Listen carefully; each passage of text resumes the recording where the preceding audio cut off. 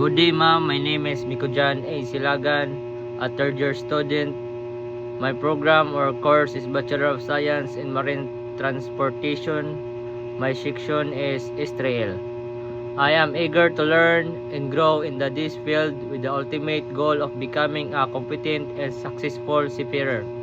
I believe that a strong foundation in the principles of marine transportation is crucial for achieving this ambition. Importance of PMIRS 5 Resilience in BSMT. PMIRS 5 focusing on resilience and incredibility. Importance in the BSMT program.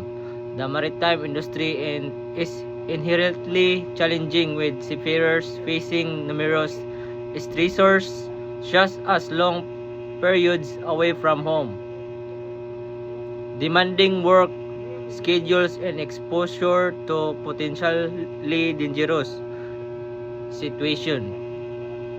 Resilience, the ability to bounce back from adversity, is therefore essential for maintaining both mental and physical well-being in this demanding profession.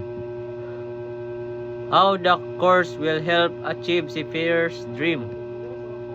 This course will equip me with the necessary tools and strategies to navigate the challenges of seafaring. By understanding the principle of resilience, I will be better prepared to cope with stress, manage difficult situations, and maintain a positive outlook even under pressure.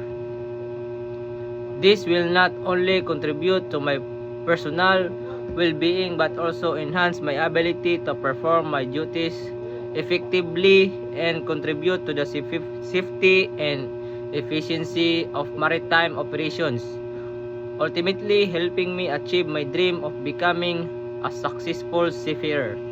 That's all.